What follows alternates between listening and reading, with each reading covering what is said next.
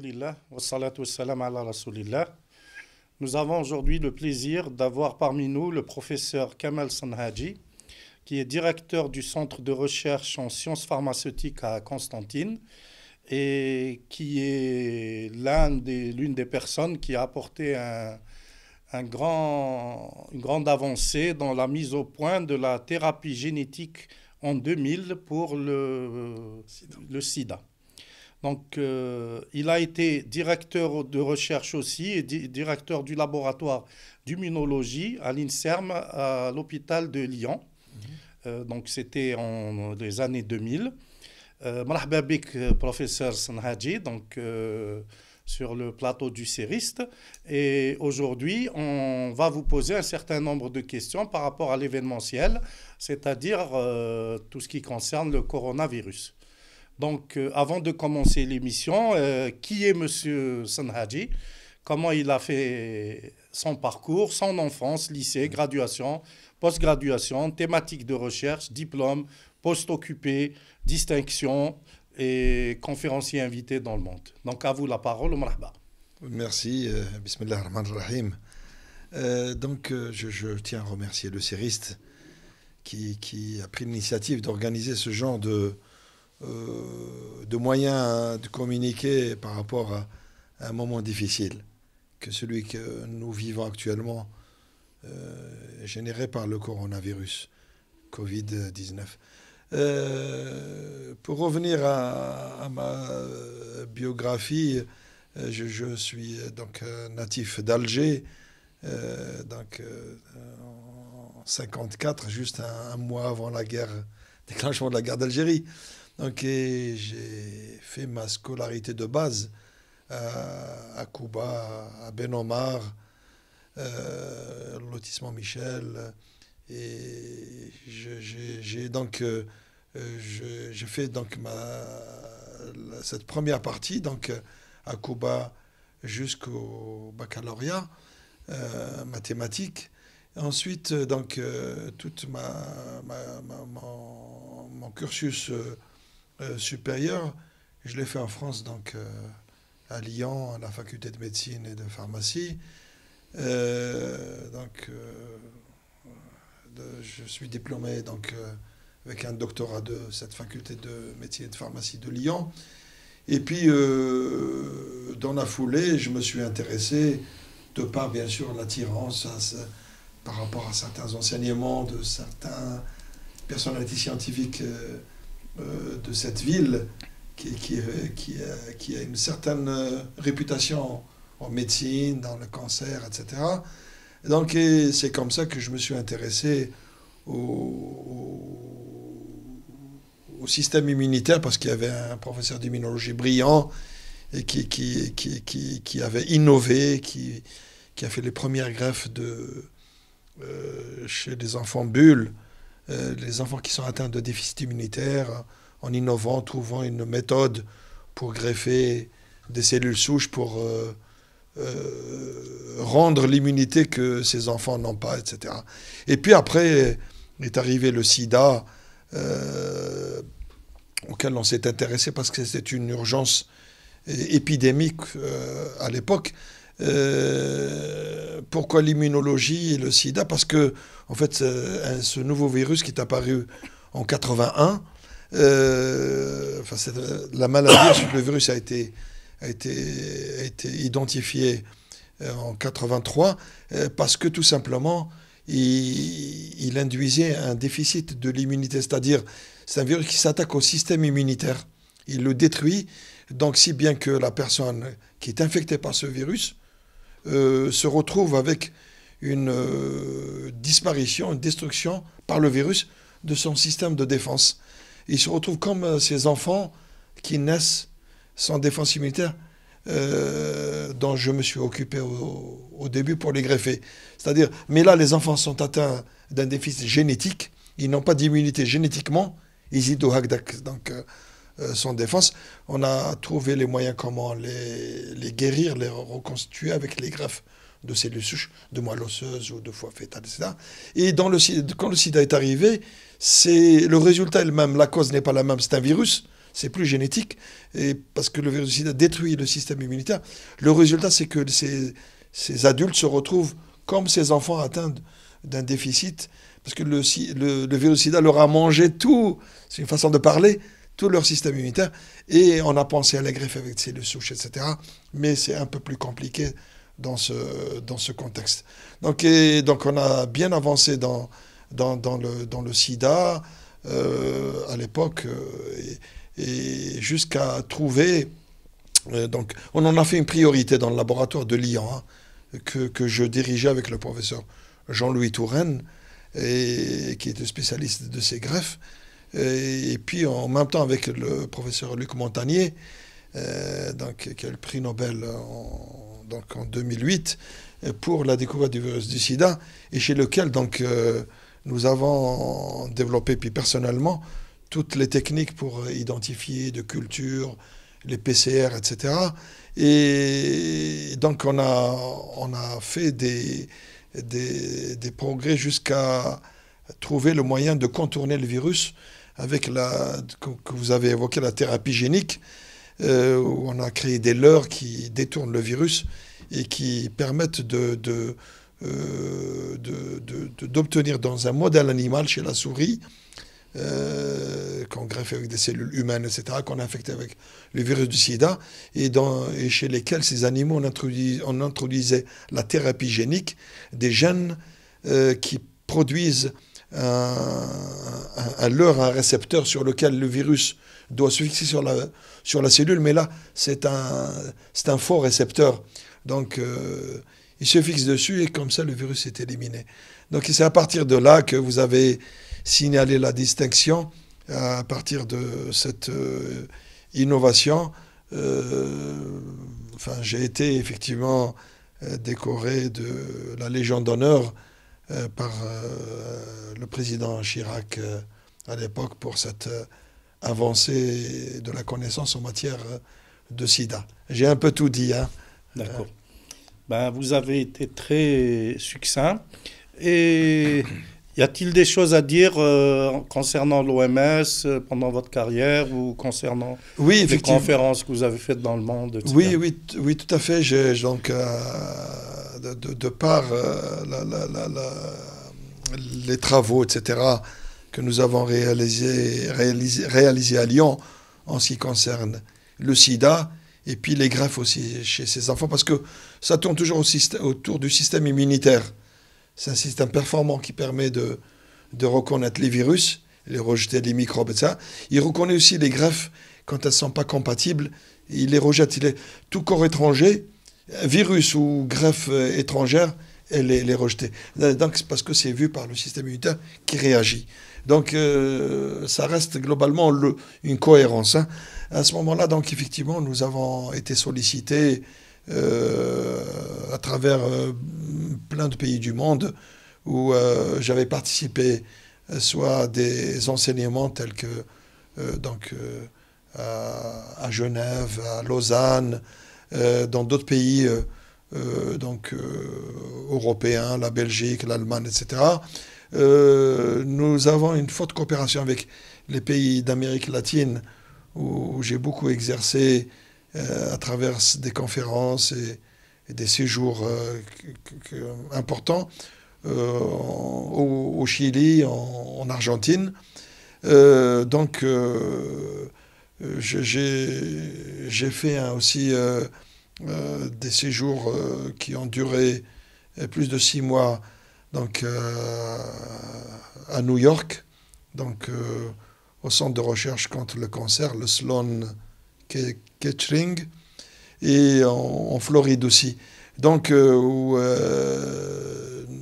j'ai participé à des enseignements sur place et aussi des conférences.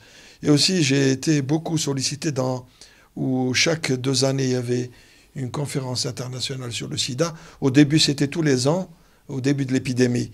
Puis après, ça a été réparti c'était en biannuel.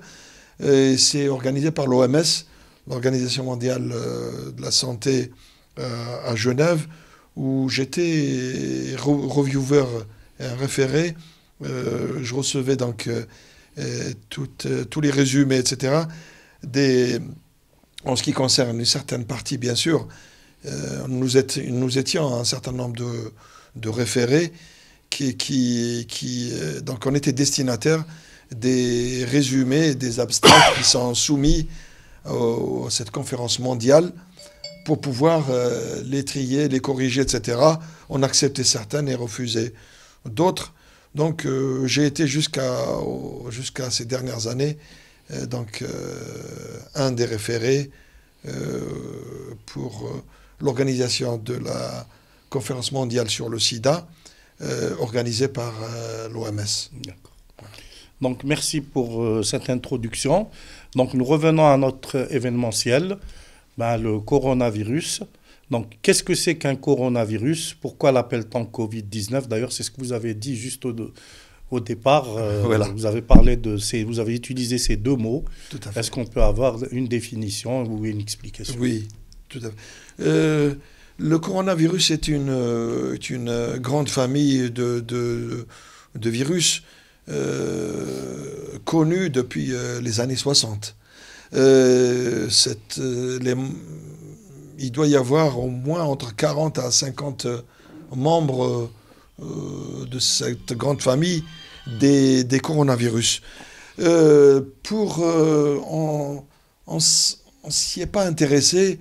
Pourquoi? Parce que en fait, toute cette soixantaine de membres de cette famille des coronavirus, en fait, ça touchait surtout les animaux. Et spécifiquement les animaux, les chauves-souris, le chat musqué, le pangolin, etc., certains singes, tout ça, c'était des réservoirs de ces virus. Donc, il n'y avait que quelques éléments de la famille des coronavirus, les bêta-coronavirus, 4 ou 5 qui infectaient l'homme, mais c'était des infections tout à fait bénignes, des espèces de petits rhumes qui n'avaient pas de conséquences cliniques. Donc, on s'en est pas occupé par rapport à la recherche, hein, pour connaître de plus près ces virus. Et puis, avec l'incursion un peu brutale en 2002-2003 d'une épidémie du SRAS. Le SRAS, c'est le syndrome respiratoire aigu sévère et qui est causé par un coronavirus, et donc qui donnait des manifestations respiratoires assez sévères et qui s'est traduite par de nombreux cas de mort. Hein. Et puis, petit à petit, les choses se sont calmées avec l'immunisation des patients, etc. Et la vague est passée. Ensuite, en 2012-2013, il y a une nouvelle réincursion d'un coronavirus qui a touché l'homme de façon sévère. C'est le syndrome, le MERS, le syndrome respiratoire du Moyen-Orient. En fait, parce que ces cas de détresse respiratoire étaient causés par un coronavirus et les premiers cas étaient trouvés en Arabie Saoudite chez un éleveur de chameaux, de dromadaires, parce qu'il était en contact permanent, etc. Et que ces dromadaires étaient infectés, et puis le virus a pu passer du chameau vers l'homme, parce qu'il y avait une promiscuité importante. Et puis, le virus, avec le temps, il y va de sa survie, bien sûr, parce qu'il doit vivre lui aussi. Et donc, il trouve les moyens de se modifier génétiquement et de passer de l'animal qui est le dromadaire vers une adaptation chez l'homme et se développer ainsi. Et puis, il a pu passer aussi d'une façon un peu moins importante que le premier, celui de 2002. Il a pu passer, il passe d'homme à homme. Donc, et là, ça a touché quand même le tiers de personnes. Sur les 8000 personnes infectées, il y avait 7000 et quelques qui étaient décédés. Donc, c'était important. Et là, donc, en 2019, fin 2019, on se retrouve avec une nouvelle incursion, de nouveau, d'un coronavirus qui a touché, dont l'épicentre était au niveau d'un marché aux poissons dans la ville de Wuhan, en Chine. Et c'est comme ça que heureusement que ça s'est passé à partir d'un point d'explosion connu. Ça permet aux scientifiques d'aller plus vite et de pouvoir travailler à partir d'une source, les premiers patients source. Et puis, donc, ce marché aux poissons de Wuhan en Chine était un marché un peu particulier, puisque dedans, c'était un peu la foire où on vendait n'importe quoi, des serpents, des chauves-souris, des renards, etc., tout ça, des singes, bon, peu importe. Et c'est comme ça qu'on a pu, bien sûr, regarder si les poissons étaient touchés. Et heureusement, il n'y avait aucun poisson qui avait ce coronavirus. Mais parmi les animaux que les chercheurs chinois ont pu investiguer, et ils ont trouvé que la souche qui a été isolée à partir de serpents qui étaient vendus, des serpents découpés, etc., donc, qui ont été traités qui ont eu un contact intime en touchant, donc en étant manipulés d'une façon intense par ces marchands de ces animaux, de ces poissons. Et c'est comme ça qu'on a trouvé que les virus qui ont été isolés à partir de ces gens qui travaillaient, ces marchands de poissons, et c'était le même profil génétique que celui qui a été révélé chez le serpent qui était vendu dans ce marché. Donc, il y a un passage, comme pour le passage de l'éleveur de chameaux vers le paysan. Donc là, il est passé du serpent vers le marchand de poissons, parce qu'il a manipulé beaucoup ces poissons qui étaient infectés, et que ces marchands de poissons ont sûrement eu des blessures, des ouvertures, parce qu'il faut des portes d'entrée. Et à la longue, le virus qui était chez ce serpent, le coronavirus du serpent, est passé petit à petit chez celui qui l'a manipulé beaucoup. Et comme j'ai dit tout à l'heure, il y va de sa survie. Donc ce virus du serpent s'est adapté à l'homme et a pu l'infecter et s'adapter. Donc, vous voyez, et là, probablement, il y aurait une piste qui serait celle-là. Donc, je ne l'ai pas dit, mais ces coronavirus que j'ai décrits tout à l'heure, le SRAS en 2002-2003, le MERS en 2012-2013, etc., chez le chameau, etc. Donc, on voit toujours que ça vient d'un réservoir qui est représenté par la chauve-souris. Chauve-souris directement pour 2002-2003, le SRAS.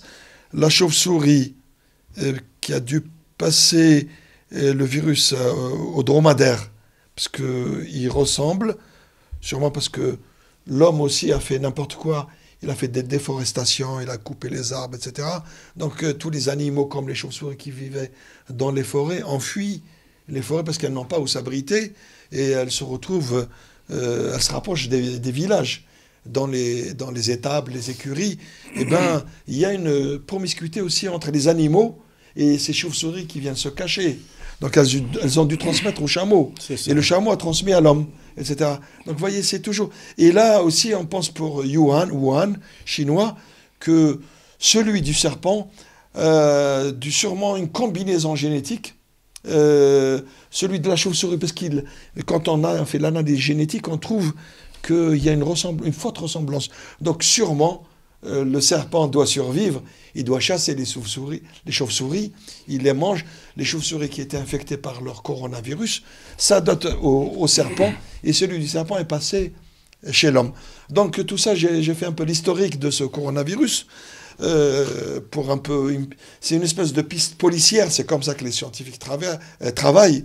Il faut avoir des indices et puis pouvoir remonter la chaîne comme ça. Donc on voit, pour résumer, tous ces virus qui reviennent, des coronavirus maintenant qui s'adaptent à l'homme et qui commencent à être spécifiques de l'homme, qui se transmettent entre les hommes, sont des cousins d'un virus de la chauve-souris. Donc, et qui s'adapte par des petites modifications chez l'homme. Alors, Covid-19. Donc, il s'appelle Corona parce que il y a le mot, la racine couronne, tej. On dirait un soleil, quoi. C'est parce que c'est rond, ça ressemble. Il a des spicules comme ça, il est rond, ça ressemble à une couronne. On l'a appelé Corona virus. C'est un virus, parmi les virus sur le plan biologique, c'est un gros virus par rapport à tous les virus. C'est l'un des plus gros. Il pèse, enfin, il a un ARN, c'est un virus à ARN. Il y a des virus à ADN, peu importe leur patrimoine génétique, supérieur à 30 000 bases. Donc, c'est un gros virus.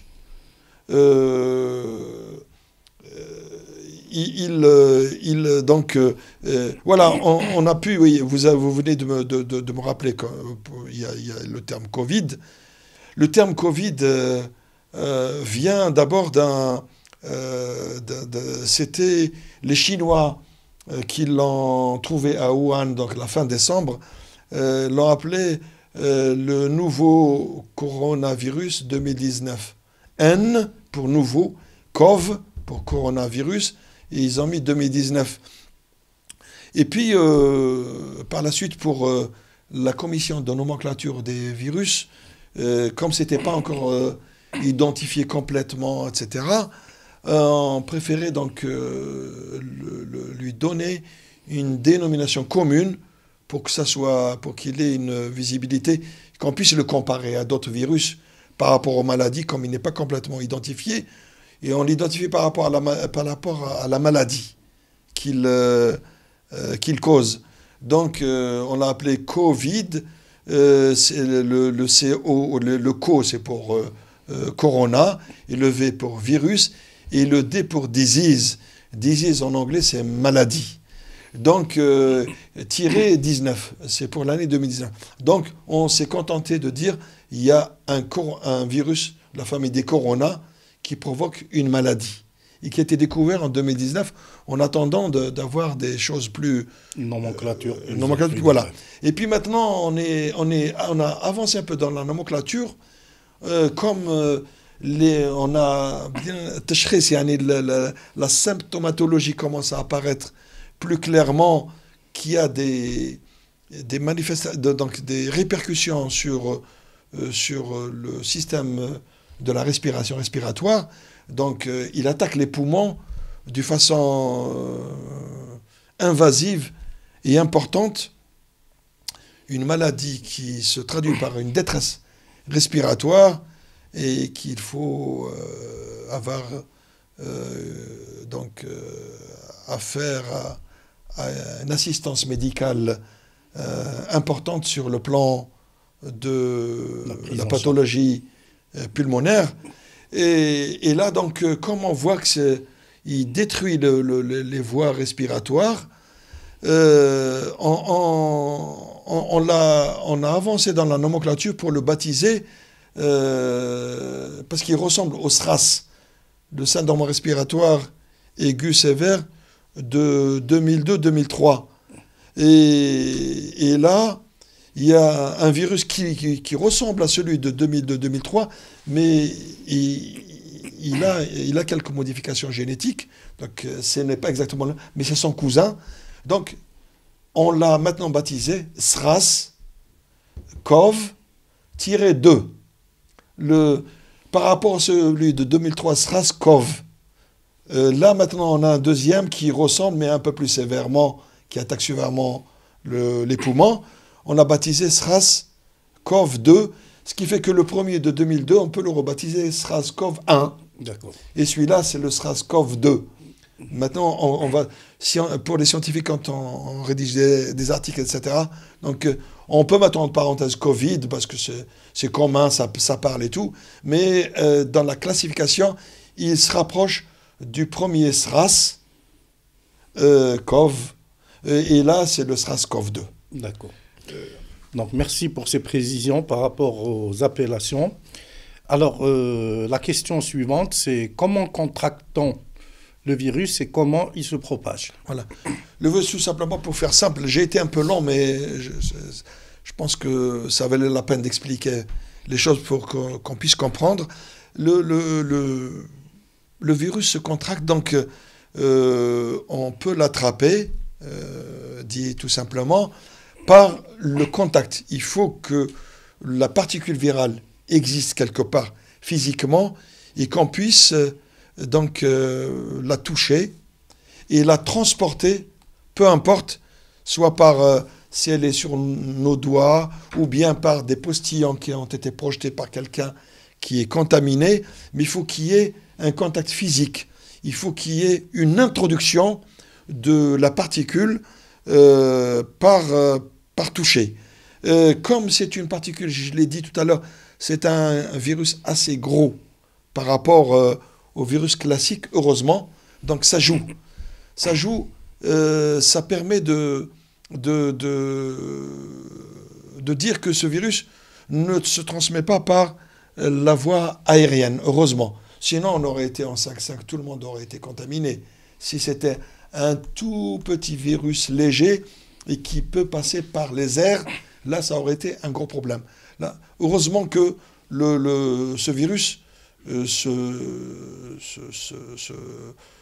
transmet par un contact, une introduction assez intime, c'est-à-dire qu'on met la main, on a touché une source virale quelque part, etc. Un contact, peu importe, que le virus s'est fixé sur nos doigts et que on met nos doigts dans la bouche et effectivement là on l'a introduit physiquement et là on a une infection. Et sa propagation, il va très vite. C'est un virus qui a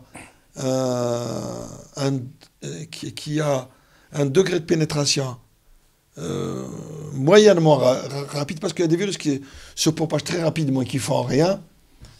Et il y a des virus qui se propagent rapidement et qui font beaucoup de dégâts, comme Ebola.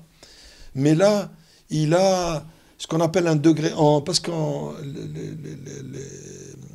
les biologistes, les virologues et tout, ils raisonnent de façon, ils ont des échelles de mesure scientifiques, parce qu'on ne peut pas parler, juste dire, il se propage comme ça rapidement. Si vous voulez, le calcul a été fait, c'est qu'il a un degré de pénétration de 1,5 à 3,5. Qu'est-ce que ça veut dire? Ça veut dire quelqu'un qui est infecté par le Covid, le SRAS-CoV-2, il peut, dans la foule, s'il est tout près, etc., il pourrait infecter entre 1,5 personnes à 3,5. J'interprète les chiffres. Ce qui est, par exemple, loin, par exemple, si on prend la rougeole, vous avez son indice de pénétration de 9 à 10. C'est-à-dire quelqu'un qui a la rougeole, dès qu'il rentre dans un groupe, il peut infecter d'emblée 8 à 10 personnes d'un coup. Vous voyez un peu, juste pour situer l'échelle de ce degré de propagation. Juste une question. Quand on dit il peut contaminer tant de personnes, quelle est la proximité des personnes par rapport à la source de contamination? Voilà, excellente question. Donc, vous poussez donc à préciser un peu les choses par rapport à la question.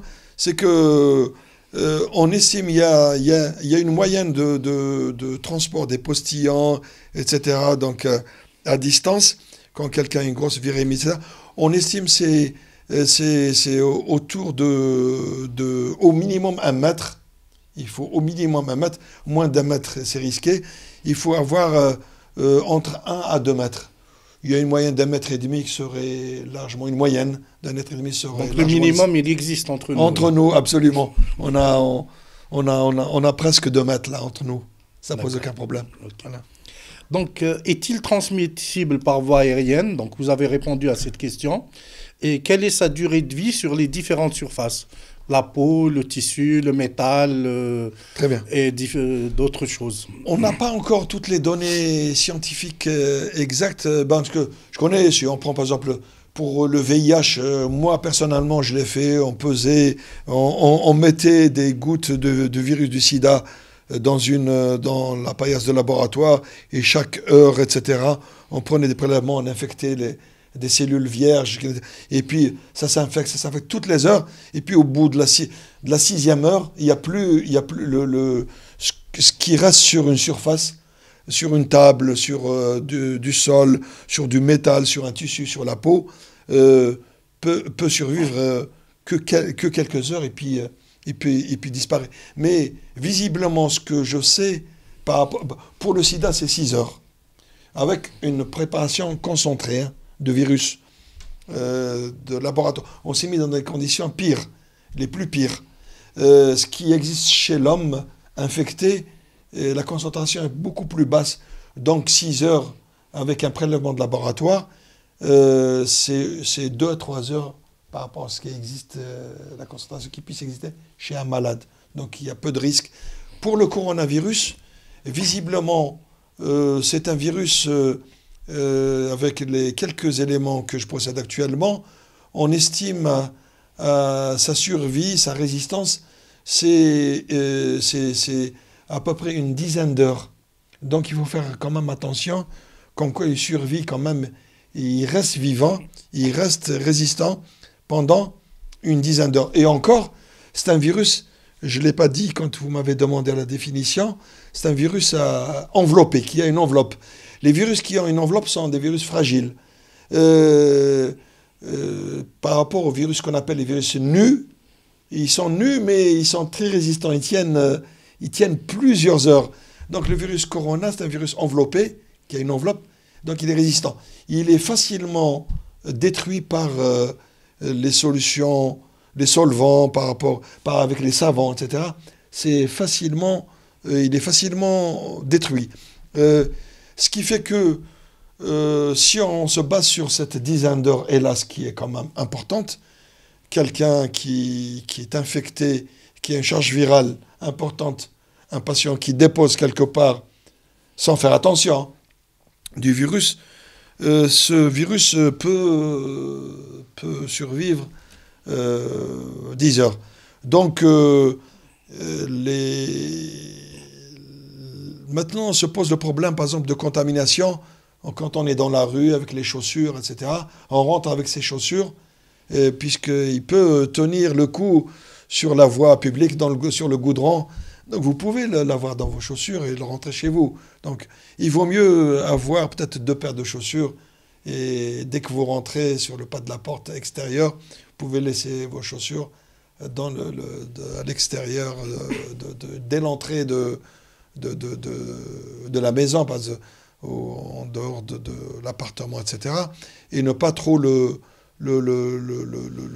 laisser le temps pour que les quelques heures que vous allez passer chez vous, et puis sa teneur puisse s'atténuer. Ça, c'est quand il est en dehors, donc sur des surfaces, sur des surfaces. Du bois ou du Absolument. tissu, etc. Mais s'il est sur les mains, par exemple.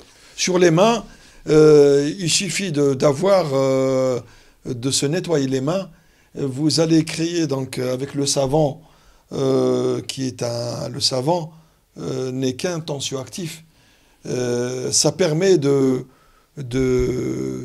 rassembler et de faire des émulsions, ce qu'on appelle une émulsion, c'est-à-dire essayer de diluer ce virus qui est, bon, son enveloppe, etc., c'est des lipides, c'est-à-dire ce sont des graisses, etc. C'est pour ça que le savon permet de atténuer la force,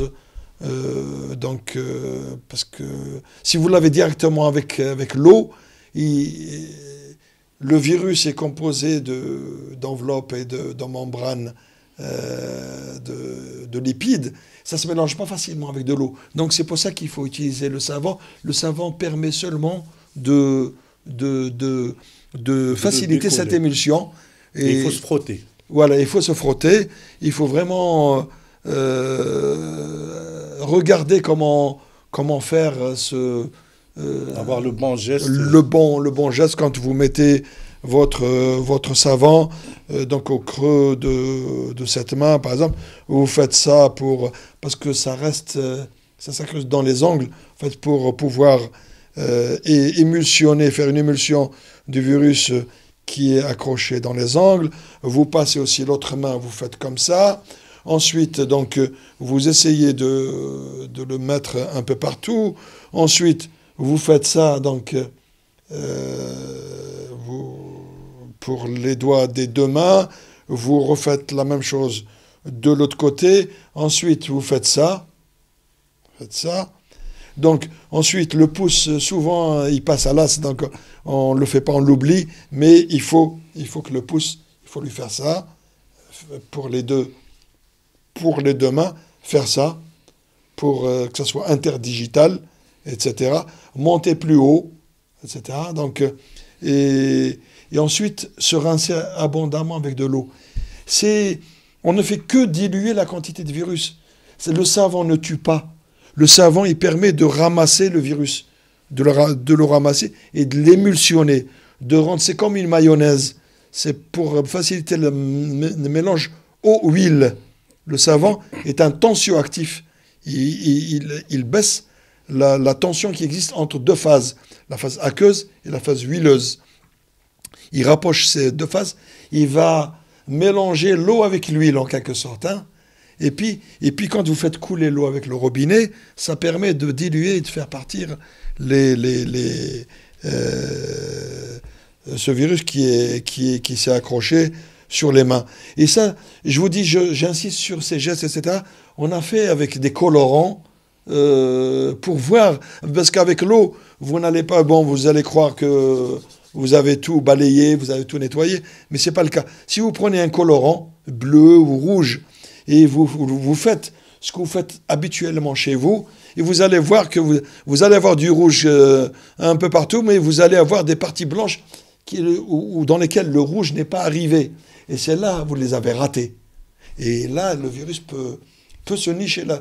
Donc, et c'est pour ça qu'on a insisté, on a trouvé pour le pouce, on a mis de la peinture, etc. On a trouvé que là, c'était pas coloré, que là, c'était pas coloré, que là, c'était pas coloré. Donc, on est obligé de refaire les gestes précis pour faire ça, pour faire ça. Donc, il y a un protocole particulier. Un protocole particulier. Il faut prendre le temps de se laver les mains en gros. Hein. D'accord. Et ces gestes restent valables même après le corona. Absolument.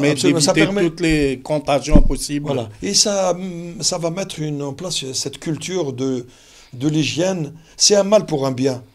وعسى أن تكرهوا شيئا وهو خير لكم وعسى أن تحبوا شيئا وهو شر لكم. والله يعلم وأنتم لا تعلمون. Ok, donc est-ce qu'on peut le contracter au contact d'une personne asymptomatique? Oui, parce que c'est le cas actuellement. Parce qu'en fait, la majorité des cas que nous avons actuellement sont asymptomatiques. Parce que c'est un virus tout à fait...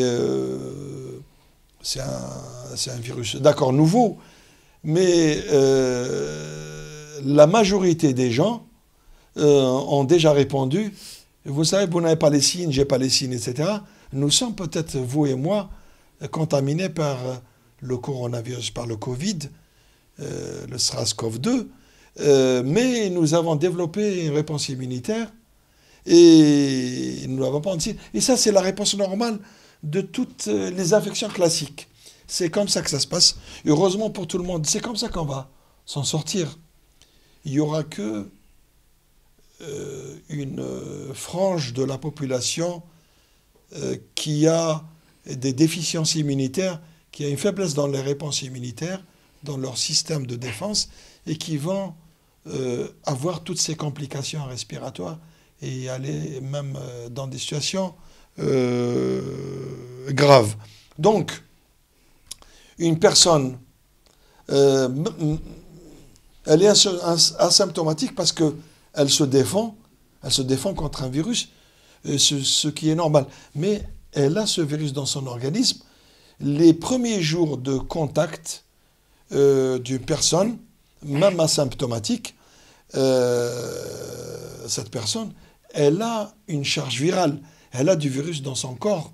Donc, elle est contaminante, elle est contagieuse pendant une certaine durée, bien sûr. Mais dès que le système immunitaire se met en place, au bout de quelques jours, cette charge virale diminue.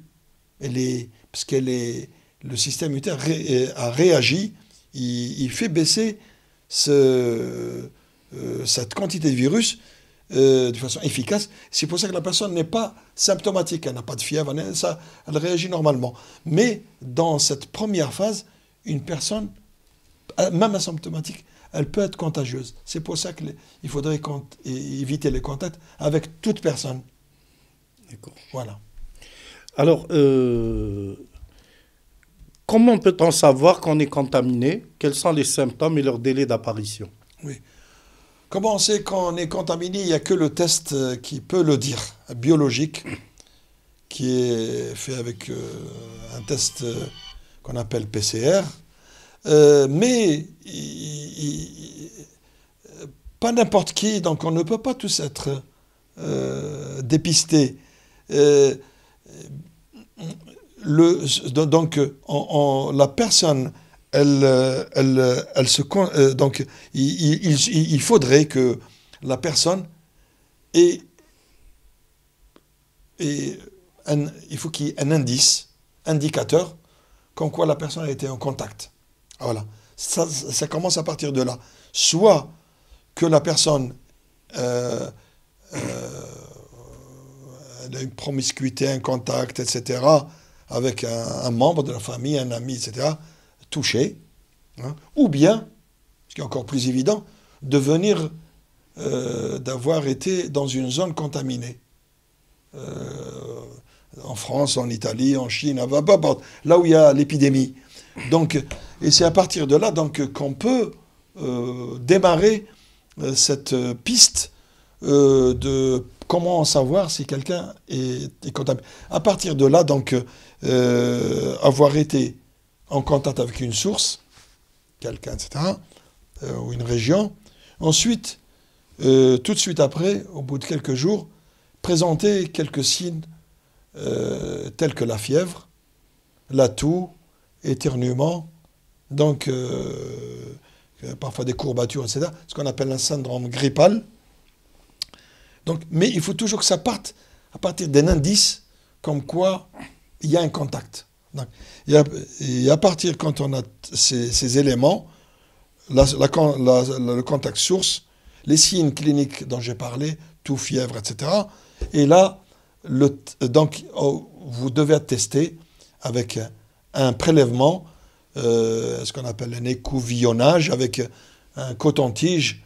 On prend on essaie de ramasser des humeurs biologiques au niveau du nez, etc., qu'on analyse avec ce qu'on appelle une technique de PCR qui permet d'identifier, même s'il y a des très petites quantités, mais c'est un système qui permet d'amplifier, c'est un test qui permet à partir d'une petite quantité de virus, et en faire l'équivalent, comme si vous faisiez des photocopies.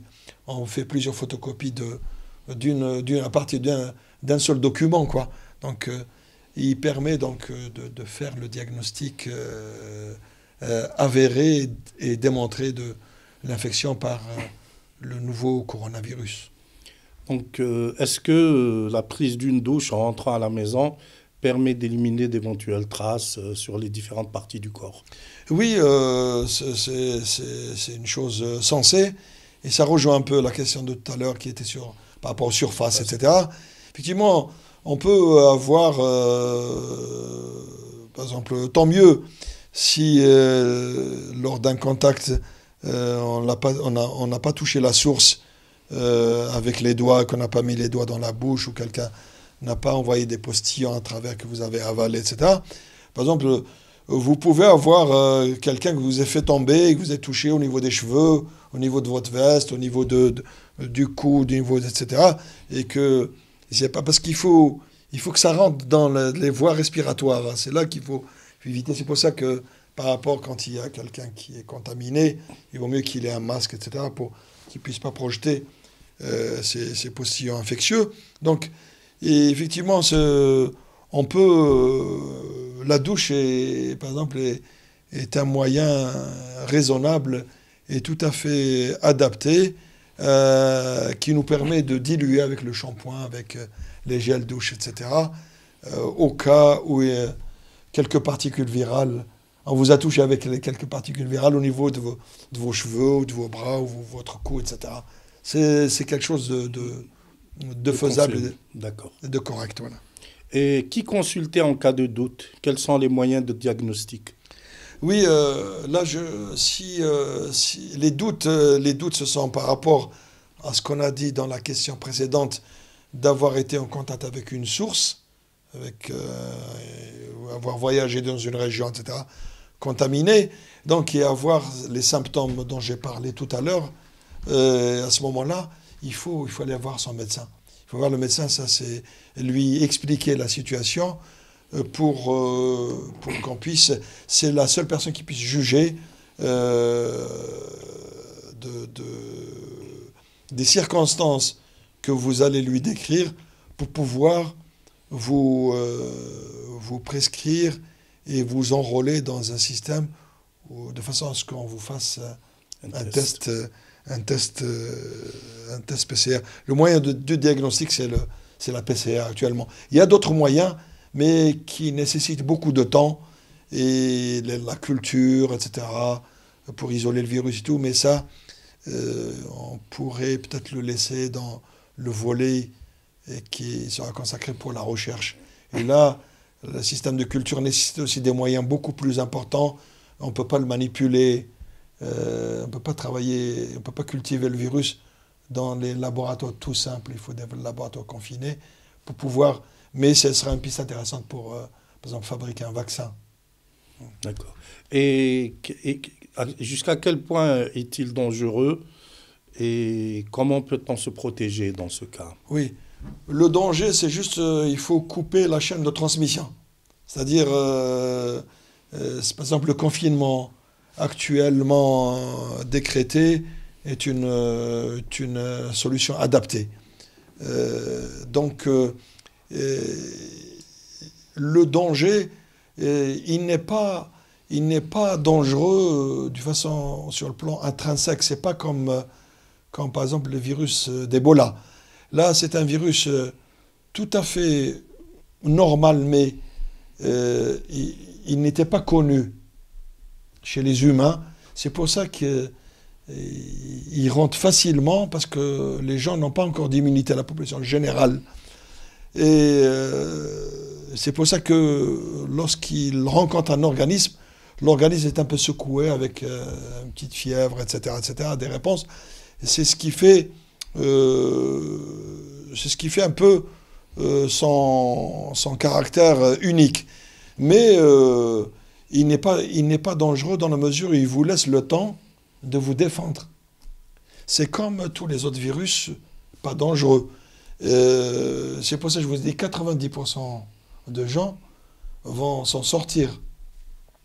Et il suffit d'avoir un système immunitaire qui fonctionne. C'est le cas général de tout le monde. Voilà. Donc il est dangereux pour ceux qui ont un système immunitaire. Voilà, vous avez trouvé le mot. Il est dangereux pour les gens qui ont un système immunitaire défaillant, les maladies, certaines maladies chroniques, chez les greffés, chez certains enfants qui naissent avec un déficit immunitaire, chez les patients qui ont des lourdes pathologies, des maladies inflammatoires, des gens qui prennent des anti-inflammatoires. Ils prennent des anti-inflammatoires pour calmer certaines douleurs, mais ces anti-inflammatoires, par exemple, font baisser l'immunité. Et là, ils sont plus vulnérables. Donc, ce sont des franges de population qui doivent faire attention et pour lesquelles il faut avoir maintenant un protocole, voilà, et puis des moyens pour pouvoir les prendre en charge sur le plan médical. Donc, il faut que les pouvoirs publics puissent mettre le paquet seulement pour les personnes qui sont touchées. Les personnes vulnérables, j'ai dit un mot, pas touchées parce que il y a parmi ceux qui sont touchés, 90% vont s'en sortir. Ils ont un système immunitaire normal. Il faut que les pouvoirs publics mettent en moyen des équipements, etc., pour pouvoir suppléer la défaillance respiratoire de ces personnes fragiles qui ont des maladies chroniques, qui ont un système immunitaire défaillant, pour pouvoir mettre à leur disposition des respirateurs et tout, pour leur faire passer ce cap difficile, les aider à respirer, etc., pour que, même s'ils ont une immunité plus basse, si vous l'aidez à respirer, pas comme vous et moi, nous sommes, pouvons respirer même si on a été touché, on a un système immunitaire normal, on peut s'en sortir parce que la balance est plus importante du côté de votre système immunitaire qui va facilement gagner la partie. Celui qui a des maladies chroniques, il est en déficit de l'immunité, donc vous devez venir avec un autre moyen pour pallier ce déficit parce qu'il a une défaillance respiratoire, vous l'aidez à respirer parce que vous lui faites gagner du temps pour que même s'il a une immunité basse mais qui n'est pas nulle, il peut avec cette défense, il prend plus de temps que vous, mais il va remonter la pente pour déployer des défenses immunitaires effectives et efficaces. Et à ce moment-là, il va vous rejoindre. Il va rejoindre les autres 80% d'immunité normale. Et c'est comme ça qu'il va... Cependant, il reste très exposés puisqu'ils sont entourés de personnes qui peuvent être porteurs de ce virus-là. Absolument. Donc, le danger devient en fait très fort pour ces personnes-là. Absolument, l'entourage. Donc, le confinement devient indispensable. Indispensable, tout à fait. Dans ce cas-là. D'accord. Le ministère de la Santé vient d'adopter un protocole thérapeutique basé sur la chloroquine. Un commentaire ? Oui, parce que dans l'urgence, ça pourrait expliquer un peu les choses. Pourquoi la chloroquine ? La chloroquine est un antipaludéen. Contre le paludisme, ça fait 70 ans qu'il a été inventé, ce médicament, cette molécule qu'on appelle la nivaquine, plaquenil, etc. Donc, ça se donnait pour les gens qui allaient en Afrique, etc., voyager, par exemple ceux qui sont au nord et ceux qui sont même sur place, les Africains, c'est pour traiter les crises, des infections par le paludisme. Et puis, il y a eu des mutations, etc., par le virus. C'est pour ça que c'est une molécule qui a été un peu oubliée.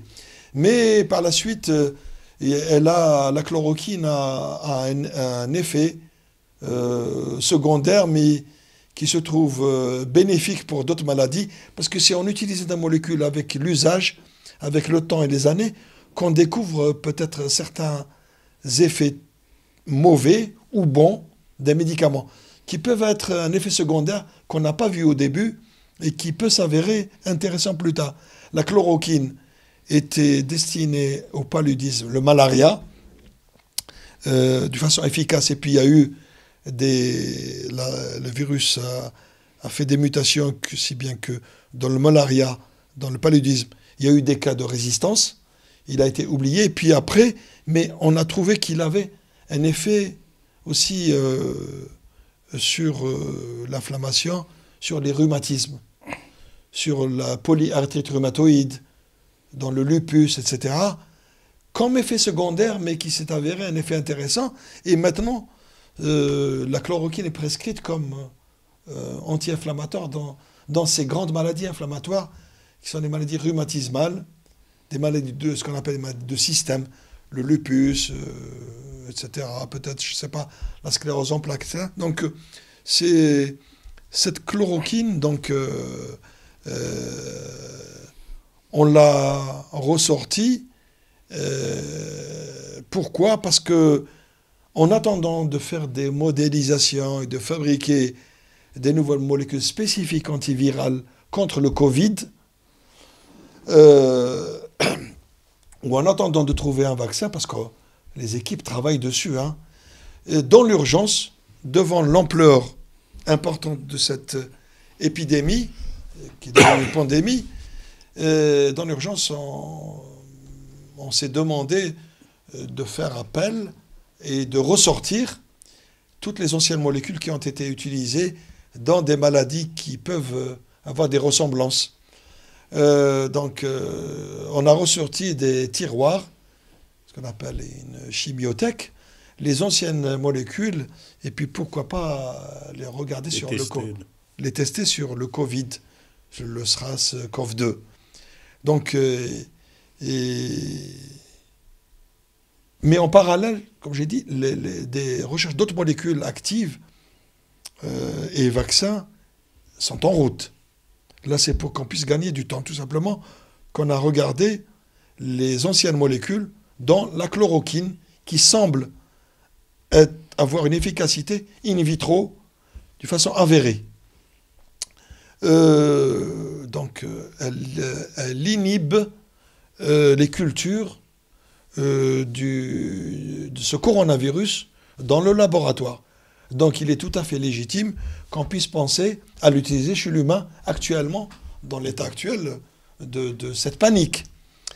Et c'est comme ça que donc il y a un protocole qui a été initié au centre hospitalier de Marseille, qui est basé sur l'utilisation de la chloroquine dans un essai clinique même modeste.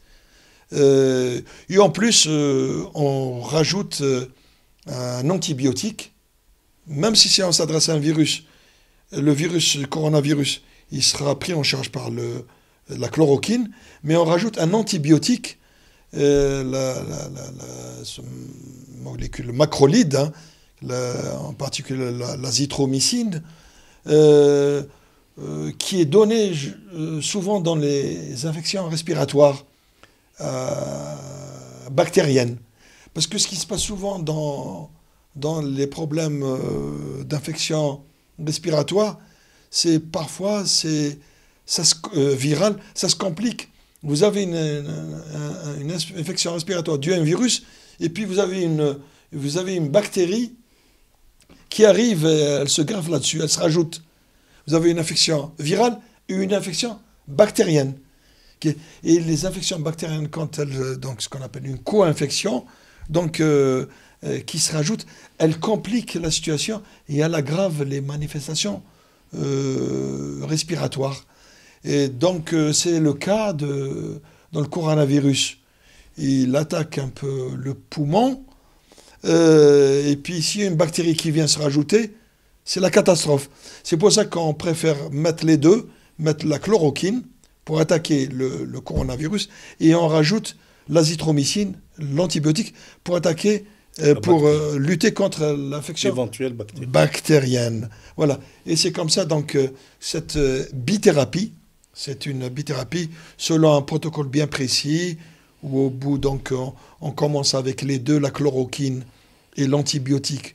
On les donne en même temps pendant les premiers jours. Et ensuite, on arrête l'antibiotique et on continue jusqu'à 6 ou 7 jours avec la chloroquine.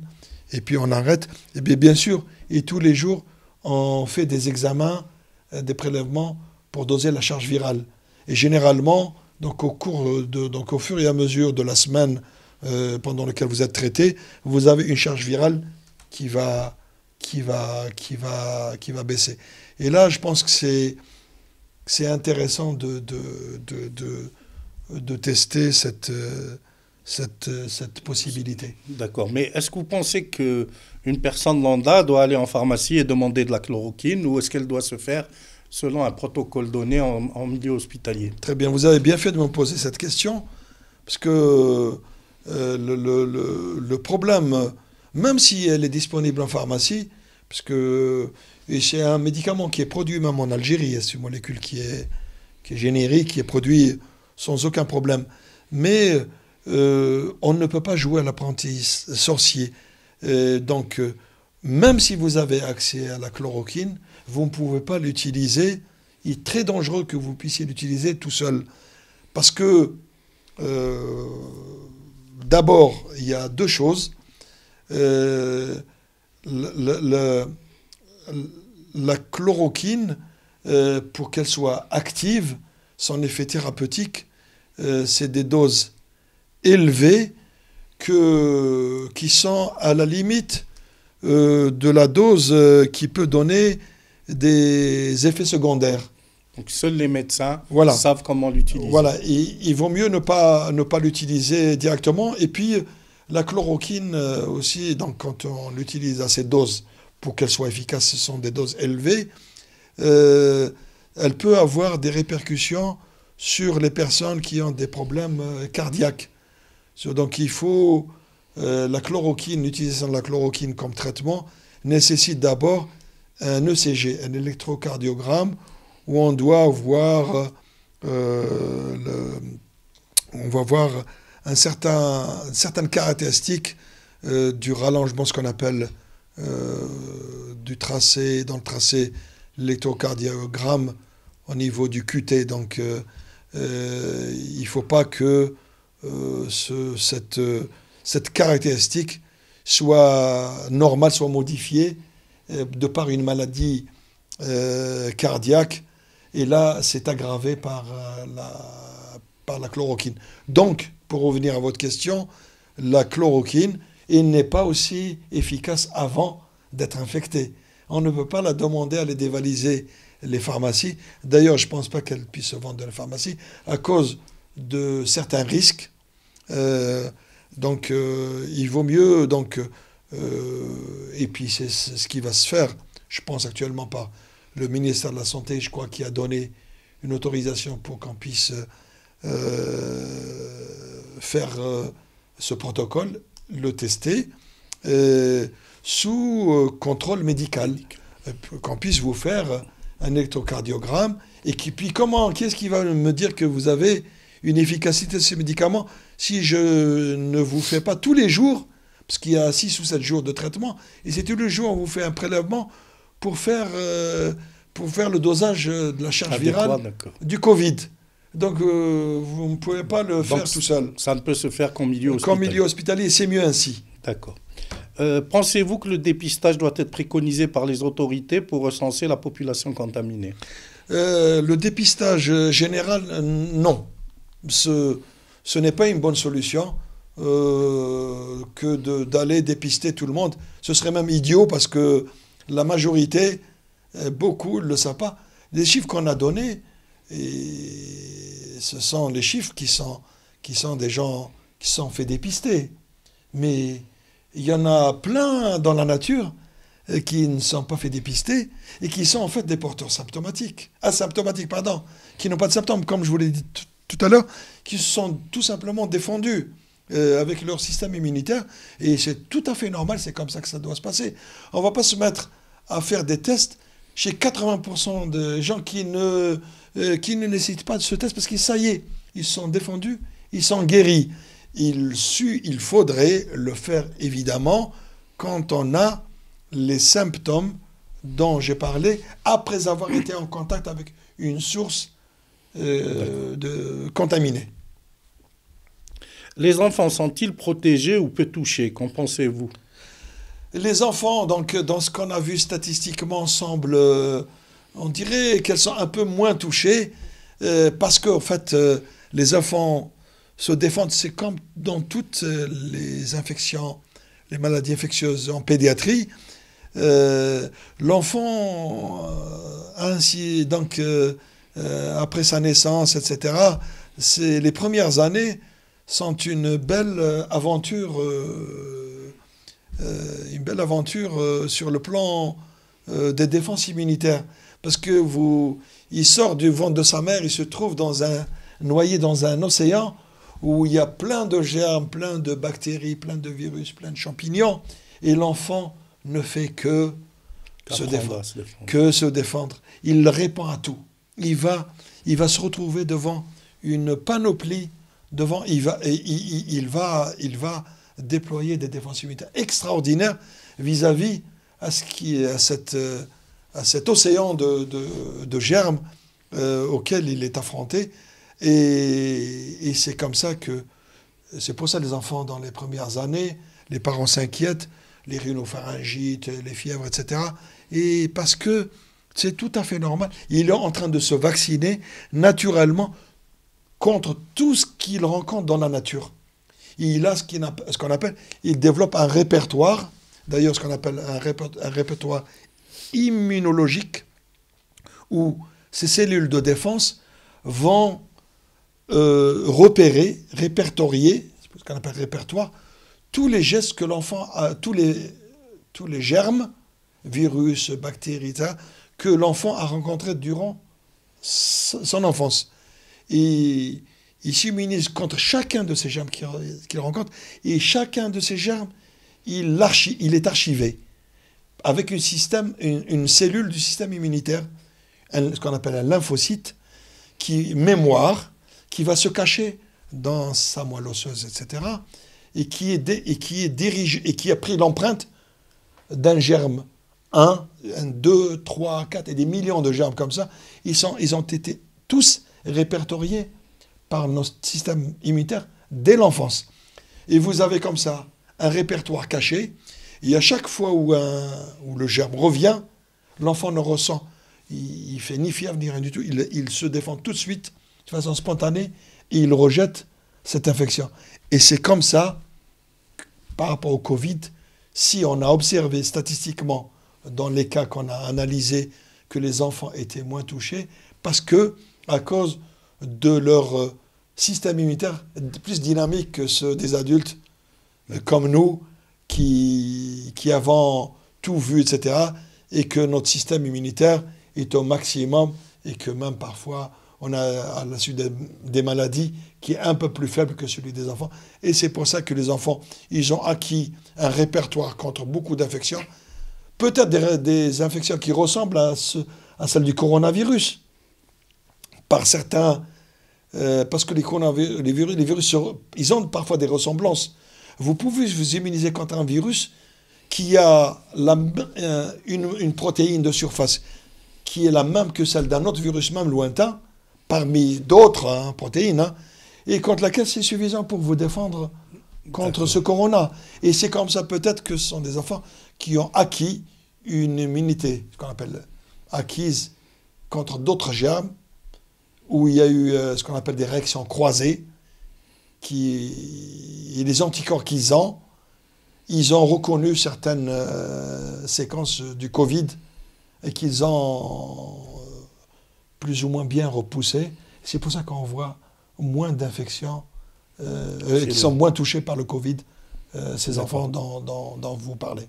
Donc on doit les tenir quand même loin des personnes Absolument, âgées. ils sont voilà, ça rejoint, c'est bien ce que vous me rappelez toujours, donc vous avez de la suite dans vos idées, monsieur Belbachir, donc vous me rappelez donc la question de tout à l'heure, c'est le portage, même le portage du virus, on porte le virus asymptomatique, on peut être contagieux, même si on l'a pas, comme vous dites si bien par rapport à ces enfants qui se sont bien défendus, donc ils n'ont aucun signe clinique, aucune fièvre, aucune toux, etc. Ils n'ont rien, mais si vous êtes en contact avec eux pendant cette période de portage, ils portent le virus, là ils seront infectés, ils seront contagieux, et c'est pour ça, comme vous le dites, il faudrait aussi les éloigner, les séparer, etc. D'accord. Donc avoir des règles protocolaires au niveau des comportements familiaux, etc. Tout à fait. Donc on a bien compris d'après votre intervention qu'il n'y a pas de vaccin actuellement, mais c'est pour quand? Ah. Ce vaccin, pour quand c'est la question à 10 dinars ou à 1000 dinars, peu importe. Pour faire un vaccin, il faudrait avoir le virus qui a été identifié, séquencé, c'est-à-dire on connaît toute sa séquence génétique et ça ne s'est fait que récemment. Les Chinois l'ont fait en tout début janvier. Donc c'était à la fin de janvier où ils ont eu cette épidémie. Et peut-être qu'ils n'ont pas parlé dans la première quinzaine, ensuite ils étaient obligés, ils ont vu l'ampleur, ils en ont parlé. Donc ils l'ont déclaré dans la première, donc le 31 janvier 2019 à l'OMS. Et puis quelques jours plus tard, une dizaine de jours plus tard, ils sont allés très vite pour le séquencer, l'identifier, etc. Et puis ils ont donné la séquence aux équipes internationales sur le plan mondial pour qu'on puisse l'étudier de façon synergique pour que tous les labos puissent se mettre et pouvoir produire un vaccin. Avec l'état actuel des choses, des connaissances qui sont allées très vite, on est certain que certaines étapes ont déjà démarré pour la préparation du vaccin. C'est-à-dire que pour faire un vaccin, il faudrait cultiver le virus. Qui dit cultiver le virus, c'est-à-dire le mettre sur des lignées cellulaires et lui donner à manger, etc., dans des grandes cuves, à une certaine température, etc., des bouillons de culture, comme on appelle, pour que le virus puisse, quand vous lui donnez à manger, puisse se propager et se multiplier. Puis il faut avoir des grandes quantités, parce qu'il faut vacciner beaucoup de gens, beaucoup de millions. Les Chinois, déjà, à eux seuls, ils vont consommer des grosses quantités de vaccins auxquels il faut rajouter les millions, les milliards d'habitants du reste du monde. Donc, le virus est en train d'être utilisé dans les premières étapes parce que, qu'est-ce qu'il faut? On produit des grosses quantités, sur le principe, hein, on produit des grosses quantités. Ensuite, quand vous avez des grandes quantités de cultures virales produites, vous inactivez ce virus, on le tue avec la chaleur, avec le formol. Il y a des techniques de vaccinologie, les spécialistes de fabrication de vaccins savent le faire. Ensuite, c'est ça qui est ce virus inactivé, qui est mis en ampoule et qui est destiné à être utilisé comme vaccin. Mais ça nécessite quelques mois pour pouvoir traverser ces étapes de culture et surtout les essais cliniques, parce que avant de déclencher cette fabrication à grande échelle, la fabrication à petite échelle permet de tester ces cultures virales si elles sont stables, parce qu'il faudrait les injecter à des animaux, il faudrait voir que les souches que vous avez cultivées ne mutent pas beaucoup, qui ne génèrent pas beaucoup de mutants. Parce que comment fonctionne un vaccin? Et on vous injecte le virus mort, qu'on a tué, etc. Et votre système immunitaire va reconnaître comme quoi on vous a injecté quelque chose d'étranger, il va se mettre à fabriquer des anticorps adaptés. Mais comme le virus est mort, il n'induit pas de maladie chez vous. Donc vous allez fabriquer des anticorps adaptés. Et quand après vous rencontrez, vous vous infectez avec le virus sauvage, vous êtes prêt. Vous avez produit des anticorps avec ce qu'on vous a injecté au départ comme vaccination. Et tout de suite, vous allez rejeter le virus sans vous en rendre compte du tout. Mais il faudrait que le virus avec lequel on vous a vacciné soit le même avec le sauvage qui va arriver et vous infecter. Je ne souhaite pas. Un autre jour, il faut se préparer aux épidémies. C'est ça le problème des vaccins Et là, pour la majorité des maladies infectieuses pour lesquelles on a des vaccins, ça se passe toujours comme ça. Le vaccin est identique, presque identique ou presque identique à la souche virale qui va un jour venir vous infecter et vous causer une maladie. Dans ce cas, vous êtes préparé, vous êtes vacciné. Il ne faudrait pas que ça soit comme le virus du sida, etc., pour lesquels il varie beaucoup. Pour le moment, on ne sait pas si dans ces cultures virales, on a des variants qui sont très distants. Parce qu'il ne faudrait pas que dans ces cultures, que le virus puisse avoir des astuces dans lesquelles il se multiplie et puis il diversifie les souches. Il vous donne, même si c'est du corona, il y a un corona qui diffère d'un autre. Et là, c'est difficile pour lutter contre ça. Donc, c'est la seule réserve que j'aimais par rapport à l'efficacité d'un vaccin. Mais j'espère, d'après le profil, puisque le profil chinois qu'on a vu actuellement avec les courbes, maintenant on voit qu'il y a la population chinoise a bien agi. À partir de quelques morts, ils ont instauré le confinement. Et à une centaine de morts, ils ont instauré un confinement, c'est ce qu'il faut faire. Et on voit que maintenant, ils ont ralenti la propagation du coronavirus. Et on voit une réponse immunitaire. Et on voit on voit le nombre de morts qui diminue. Donc, on a vu au départ que la courbe des personnes infectées et de morts, ça monte même en exponentiel. Ensuite, on a eu un plateau. Et ensuite, ça décline. On a une espèce de courbe de Gauss, donc, qui va en une cloche, qui va redescendre. Et c'est la bonne réponse. C'est ce qu'on doit avoir. Et dans les vaccins, c'est comme ça que ça se passe aussi. Donc, on vous vaccine, vous avez les anticorps qui montent, etc. Ensuite, vous avez un plateau, et puis ça redescend. Et c'est comme ça qu'il faudrait agir. Et la piste vaccin, pour revenir à votre question, on pense que ce vaccin va être efficace puisque la réponse immunitaire naturelle de la population chinoise, la courbe, elle est en train de faire une courbe de nous produire une courbe de Gauss. Donc, on a un plateau et puis ça va descendre. Donc, par voie de conséquence, on peut en déduire que ce virus, le SARS-CoV-2 ou Covid, ne mute pas beaucoup et qu'il a l'air de susciter une réponse immunitaire tout à fait adaptée et correcte pour s'en débarrasser, soit avec une infection naturelle ou avec un vaccin. D'accord, merci. Le journal allemand Die Welt a révélé le 15 mars dernier que la société allemande CureVac de Tübingen, si je prononce bien, est en train de développer un vaccin potentiel et que les Américains ont proposé de grands moyens pour s'en assurer l'exclusivité. Un commentaire ? Oui, ça rejoint, c'est peut-être un cas particulier qui va rentrer dans ce que je viens exactement de dire. C'est que cette firme allemande de Tübingen,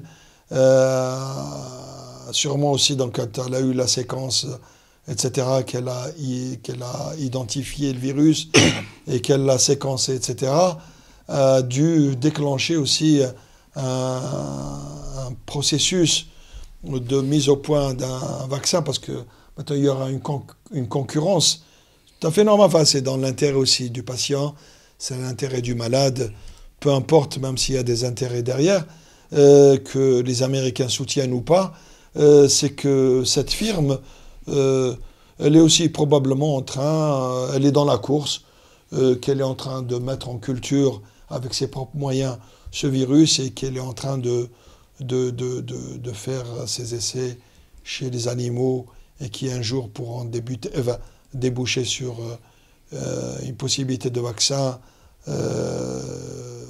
efficace. D'accord.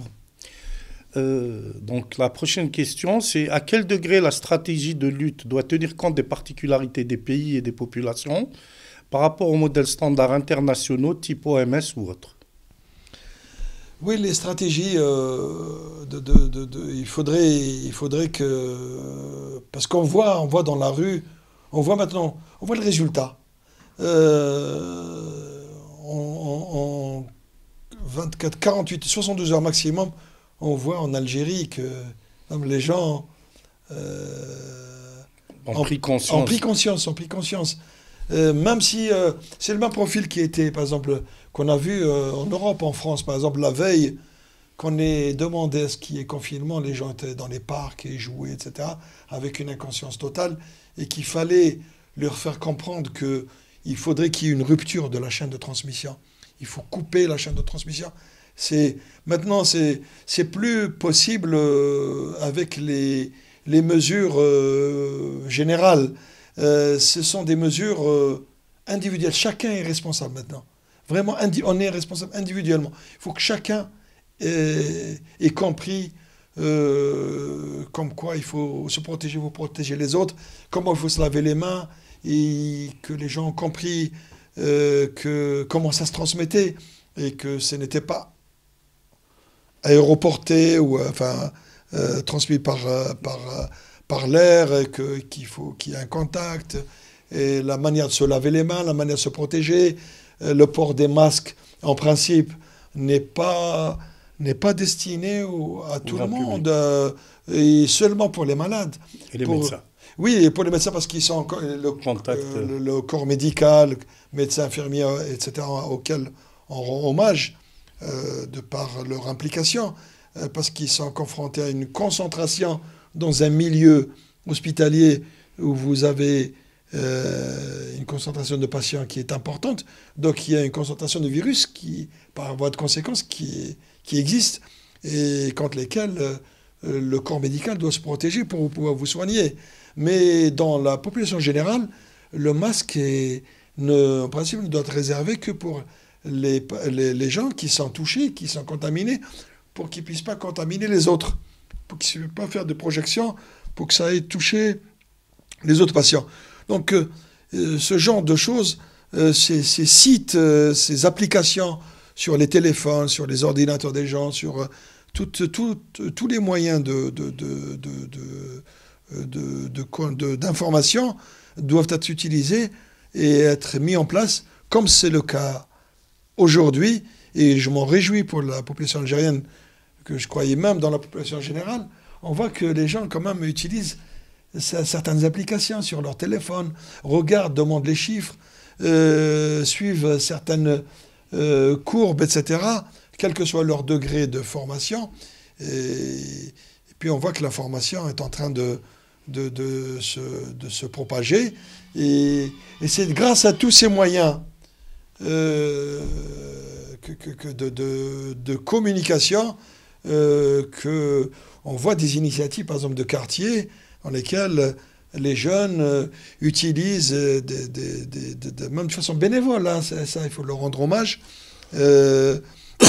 d'utilisation des petites recettes, peut-être de grand-mère, mais qui semblent avoir une efficacité à base de vinaigre, à base d'eau de javel, etc.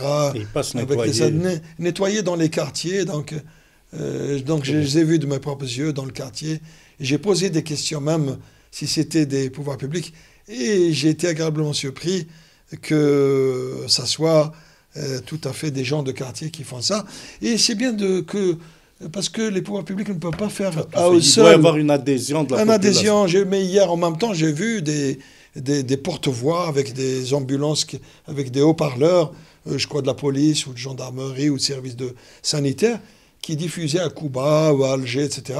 Parce que quand j'habite à Cuba, j'ai entendu dans les rues qu'il y a eu des messages qui étaient diffusés de dire aux gens, gentiment, il faut rester chez vous, vous confiner, etc. Parce que peut-être qu'on n'a pas le même degré de conscience du problème. Oui, par exemple, par rapport, si on pense, si on compare à l'européen, où il est difficile d'envisager en Algérie un confinement total avec autorisation, dérogation sur papier, comme ce qui se fait par exemple en France, où on doit imprimer chez soi un document, dérogation du ministère de l'Intérieur, vous devez cocher pour juste sortir, soit pour la pharmacie, soit pour aller faire des courses et revenir. Et le service de l'ordre vous demande ce document signé et daté, etc. Donc, et puis avec des amendes, si vous entravez. Et là, c'est sûr que c'est un moyen efficace. Et par exemple, en Europe, si vous tapez, c'est qu'on a trouvé le moyen, c'est que pour arrêter je vous ai dit la veille, par exemple, il y avait dans les parcs, les gens jouaient en France, hein, mais dès que, par exemple, le président Macron a décrété l'état de confinement avec cette dérogation, et si on entrave la dérogation, vous avez 135 € de pénalité et un PV de 135 €, vous tapez dans la poche des gens. Il s'arrête. Chez nous, c'est pas évident de taper dans la poche des gens en Algérie parce que il y a déjà les gens, on n'arrive pas avec leur salaire. Voilà, les salaires, etc. C'est pas évident, mais c'est vrai, il faut adapter la prévention à chaque société. Il faut lui trouver ses mots, il faut lui trouver ses moyens, etc. C'est ça, il faut un modèle algérien. Avec les imams, avec par exemple le problème de la mosquée, c'est une très belle initiative qui a été prise depuis maintenant une bonne semaine. Salatu fi buyutikum, c'est extraordinaire. Et il ne faudrait pas qu'on aille contre cet aspect, parce qu'il y va l'islam ne prône que la propreté, que husn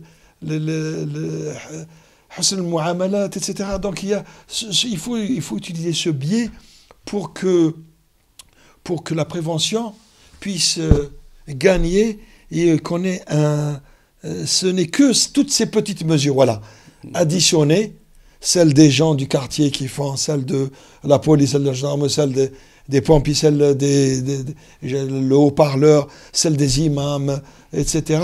Et tout ça mis bout à bout additionné, on arrive à avoir une prévention plus efficace. Une résultante. Exactement. Alors, ce qui amène à la question suivante. Donc, une bonne prise en charge des personnes atteintes dépend-elle des moyens ou des éléments humains, tels que la solidarité, la compétence, le dévouement des médecins et autres personnels? C'est la base. C'est l'humain qui fait tout. Bien sûr, il faudrait les moyens financiers. Il faut que derrière, qu'il y ait des initiatives pour qu'on puisse faire le maximum, et que moi je pense que c'est un mal pour un bien, même pour nos pouvoirs publics, qui reconnaissent, qui ont reconnu leur faiblesse. C'est louable, c'est très bien. Ça, c'est ce qu'il faut faire. C'est que ça pourrait être une méthode d'anticipation. À l'après-corona? À l'après-corona, vous avez tout dit. C'est que le corona, si on peut résumer, je peux le dire, wallah, ce n'est rien du tout par rapport à d'autres infections telles qu'Ebola.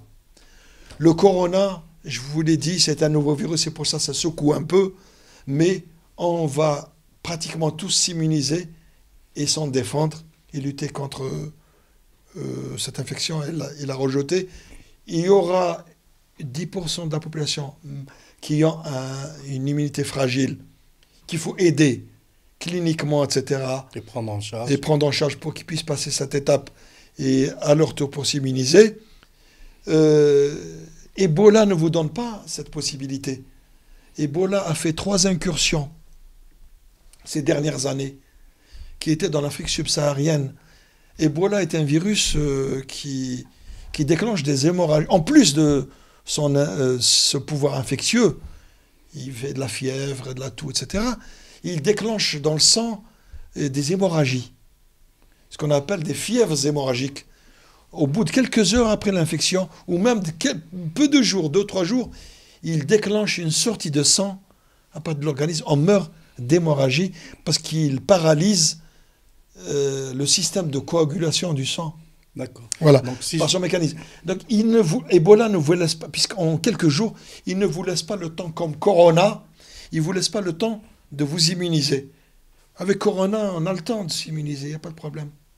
Au bout de 1 mois et demi à 2 mois, on aura les anticorps qui sont efficaces.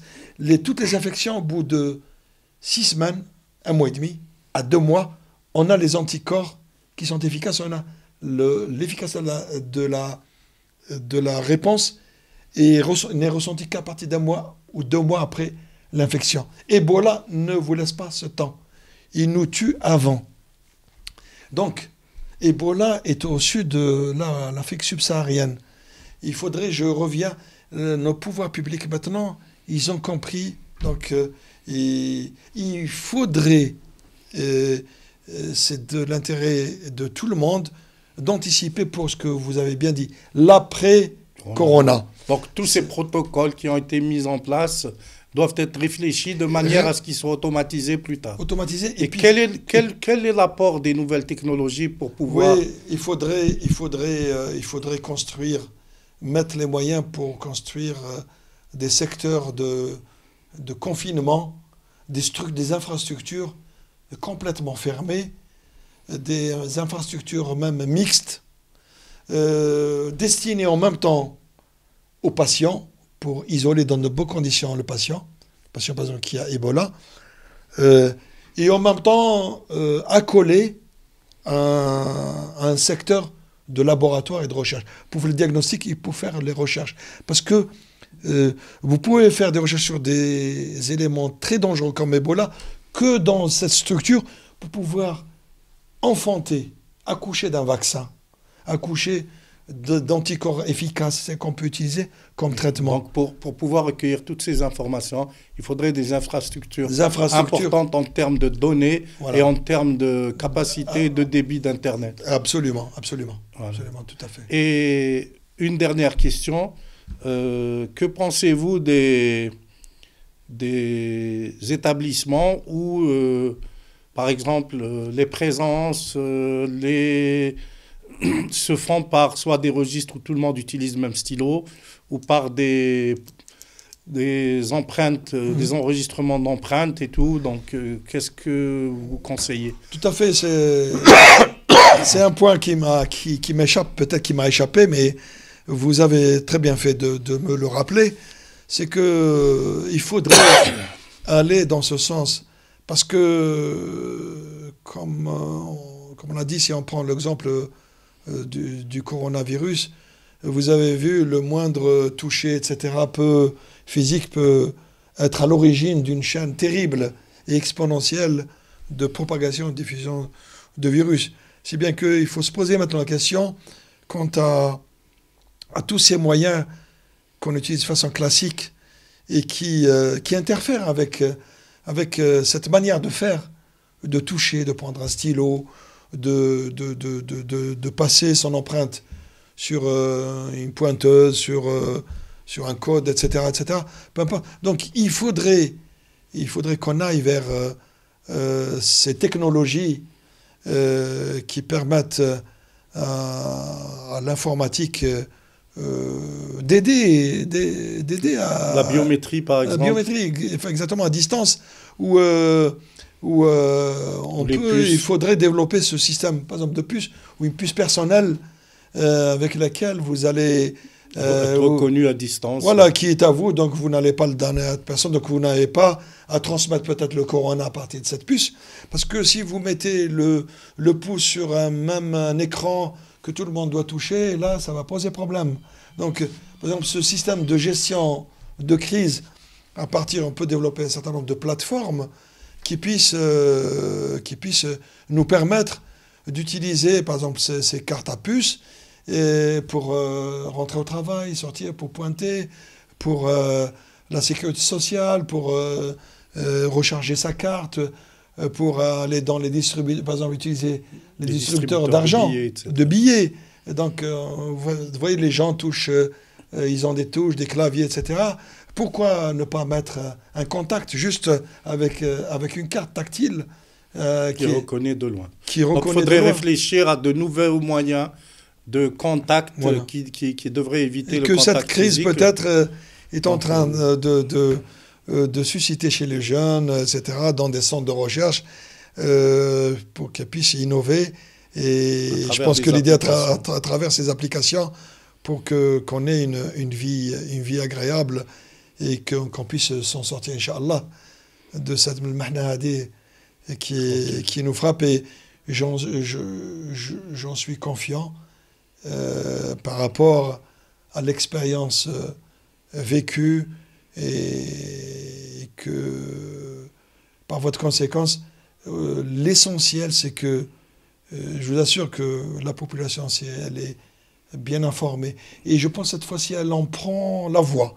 Et je vois, wallah, c'est très palpable par rapport au reste, par rapport à avant. On voit qu'ils sont conscients et qu'ils posent des questions. Et ça, c'est une occasion comme quoi ils sont prêts à se former. D'accord. Tout le monde se forme. Et puis que tout additionner, tous ces petits gestes, et les petits ruisseaux font les grandes rivières. Donc, cette petite rencontre était un délice, professeur Sanhaji. Un partagé. dernier mot?